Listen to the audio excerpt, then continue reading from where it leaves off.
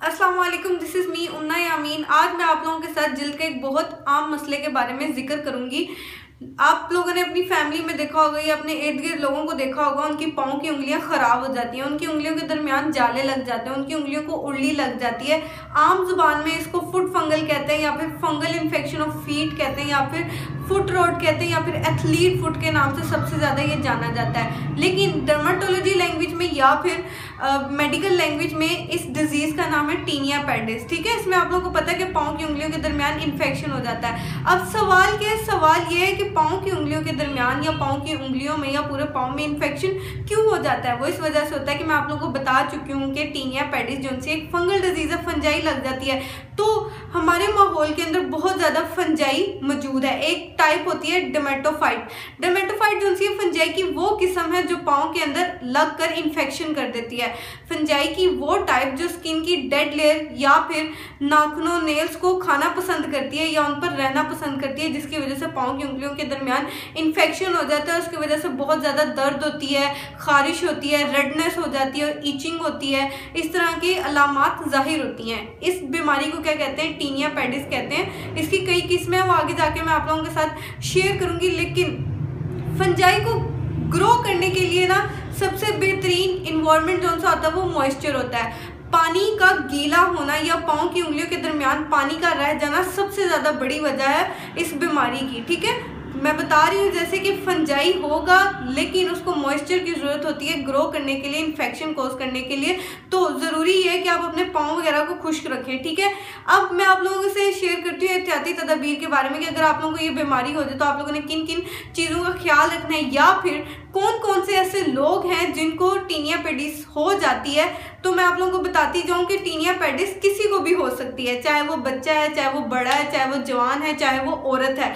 लेकिन ज़्यादातर मर्दों में होता है क्योंकि वो बंद जूतों का इस्तेमाल ज़्यादा करते हैं। या ऐसे लोगों को होता है जिनके पाँव में पसीना बहुत ज़्यादा आता है, या फिर वो शुगर के मरीज़ हैं, या फिर जिनकी इम्यूनिटी बहुत ज़्यादा कम हो, इन लोगों को टीनिया पेडिस बहुत ज़्यादा होता है। या फिर ऐसे लोग जो स्टेरॉइड वगैरह को बहुत ज़्यादा इस्तेमाल कर रहे हैं, उनको खा रहे हैं, या फिर पहले से ही कोई स्किन की उनको डिजीज़ हो, जैसे उनकी स्किन बहुत ज़्यादा ड्राई हो, या फिर एपिटोसीमा उनको हुआ हो। कई स्किन की बीमारियां होती हैं, उस वजह से मजीद स्किन प्रॉब्लम्स हो जाती हैं, जिसकी वजह से टीनिया पेडिस भी उनको हो सकता है। या फिर वो लोग जो ऐसे माहौल में रहते हैं, ऐसी कंट्री की ऐसी साइड पर रहते हैं जहाँ पर मौसम बहुत ज़्यादा नमी वाला होता है, उनके पाँव थोड़े से या जिस्म उनका थोड़ा सा नमी वाला रहता है, उनको भी फंगल इन्फेक्शन बहुत ज़्यादा होता है। उनकी बॉडी के ऊपर बहुत ज़्यादा फंगस ग्रो करना शुरू कर देती है। इसके अलावा बहुत से ऐसे लोग हैं जो वजू करने के बाद पाँव खुश्क नहीं करते बल्कि सीधा जराबे पहन लेते हैं, जिसकी वजह से वहाँ पर